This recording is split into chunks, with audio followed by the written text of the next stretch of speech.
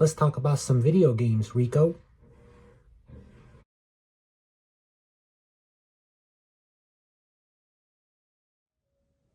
Well, hello everyone and welcome.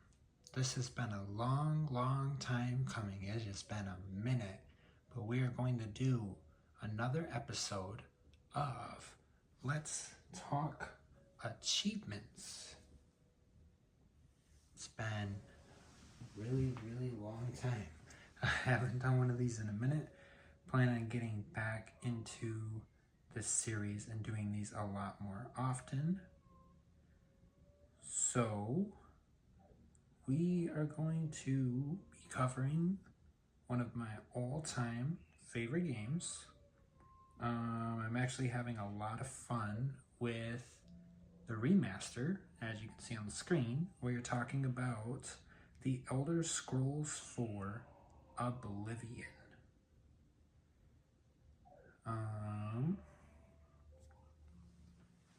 So, let's go ahead and jump into achievements.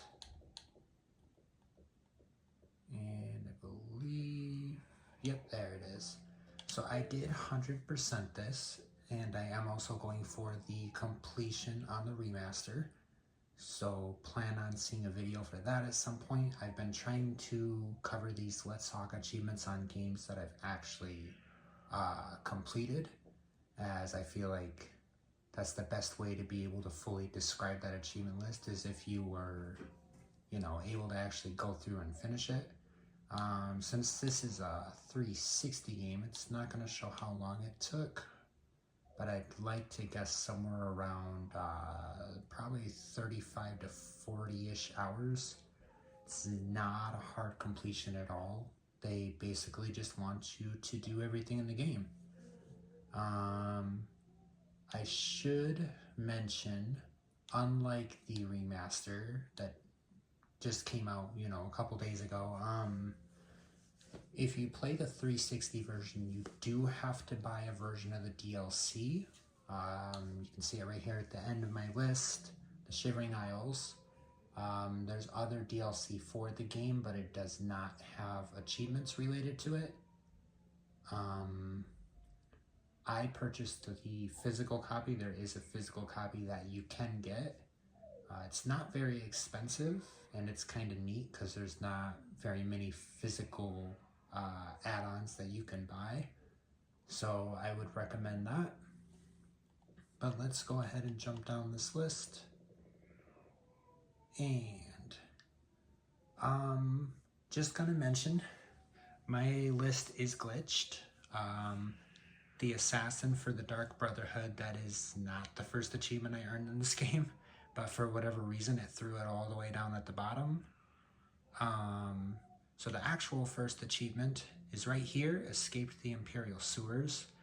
This is basically more or less a tutorial. It's story related, you cannot miss it. So take that wonderful journey through, make your character as good as you can. The 360 version, it's kind of rough. They definitely fixed that a lot with the remaster. And then next, since you spawn out of the sewers pretty close to the Imperial City, I always go to the arena to start, just because it's so close and it's not too difficult. So Pit Dog, that's just for joining the arena.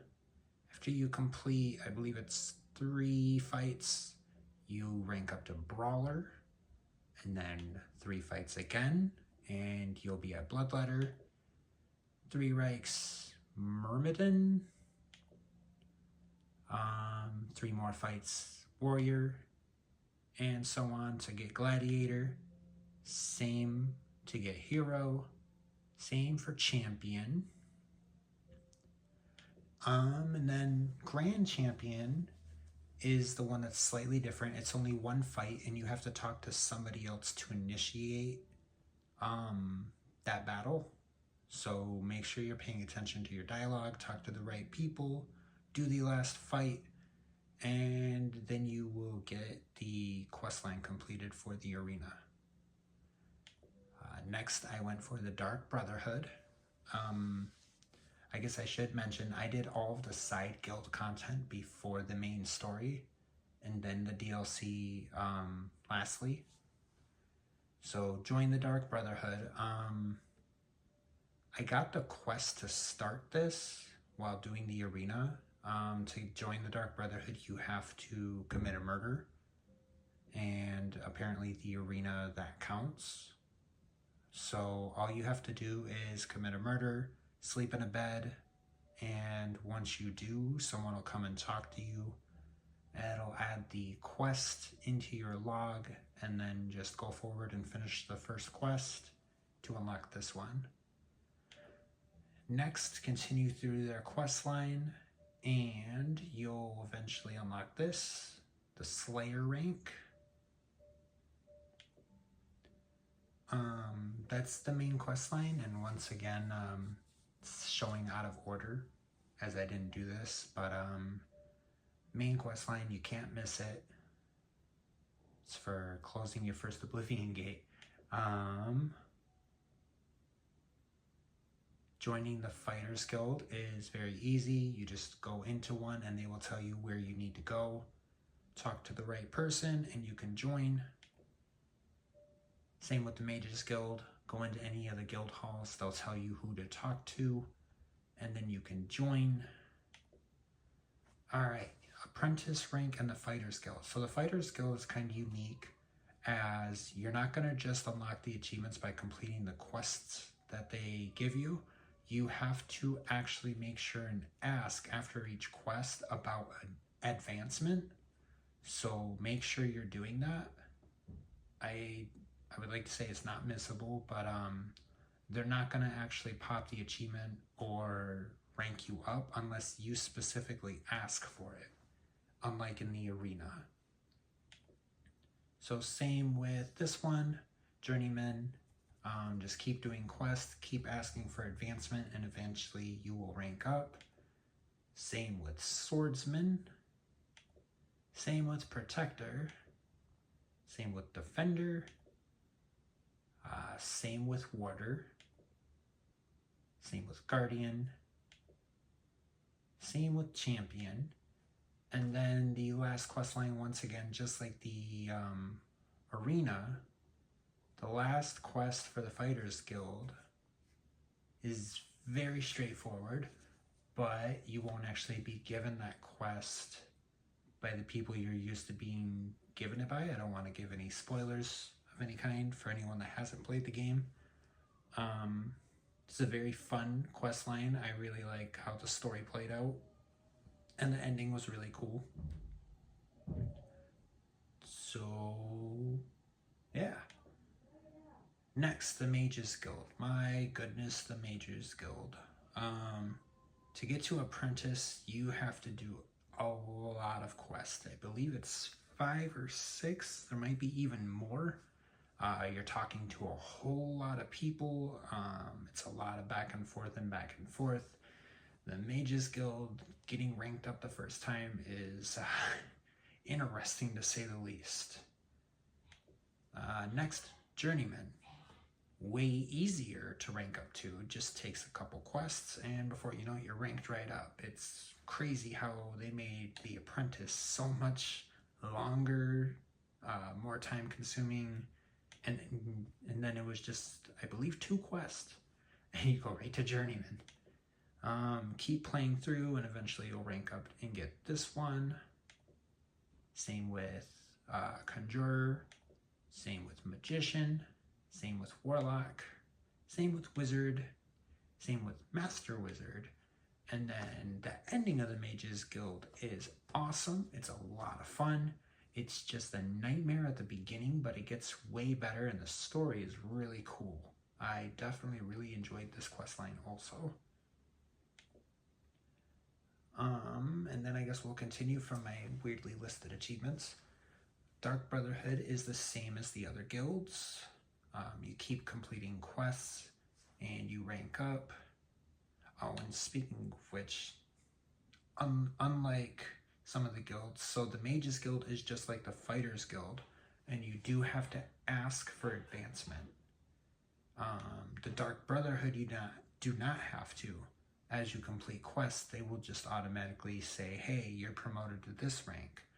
The Mages Guild and the Fighters Guild, you do have to ask. So Silencer, Dark Brotherhood, just keep completing quests. Speaker, same thing. Listener, same thing. And I guess there's the Thieves Guild, out of order.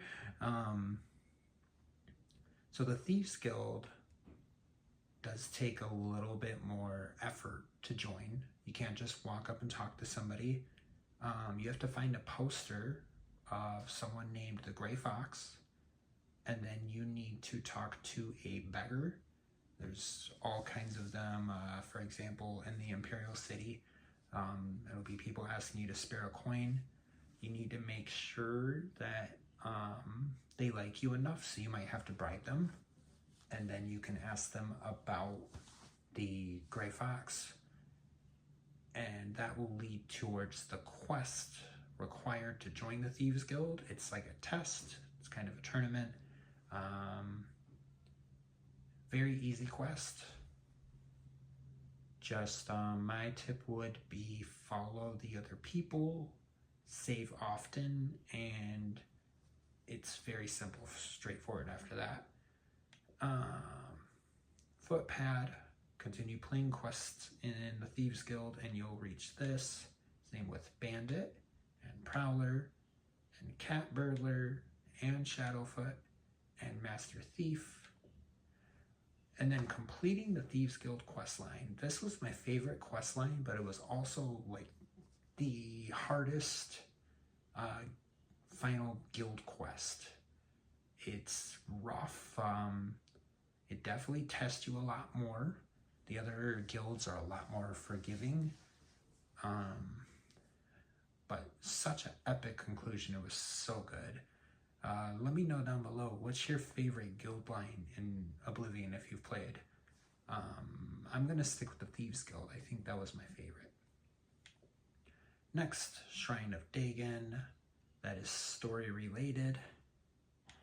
Same with Deliver Daedric Artifact. That is story related. Destroy the Gate, story related. And complete the main storyline. Of course, story related.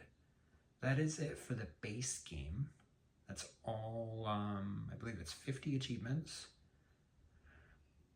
And then enter the Shivering Isles. You literally watch a couple cutscenes, do a little dialogue, and your first achievement's unlocked. You really don't have to do much.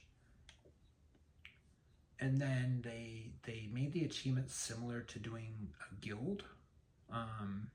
You're gonna rank up as you do quest.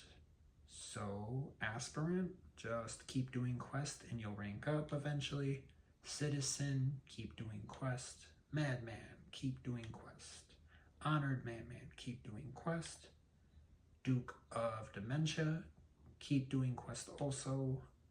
Duke of Mania, keep doing the quest line. Regent, same story. Defender, same story.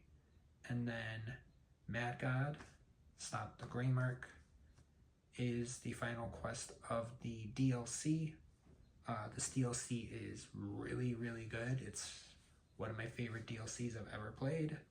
I'm not the biggest fan of, add-on content that you have to buy, but I would highly recommend this DLC. I feel like it's worth it. Whether you get it digitally or physically, it's well worth it. And that is all 60 achievements for the Elder Scrolls 4 Oblivion. Fantastic game. I think they did the achievement list just right. They basically wanted you to experience as much of the main content of the game as possible. There's loads and loads of side quests that aren't achievement related in the game, but I think that this is one of the better achievement lists I've seen for a game.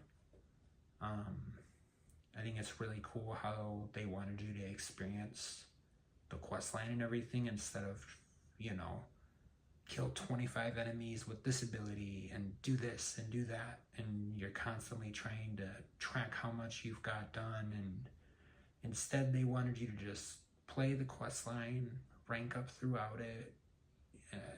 Very well done. Props to them. I wish they had fully kept this style of achievement list with games like Starfield.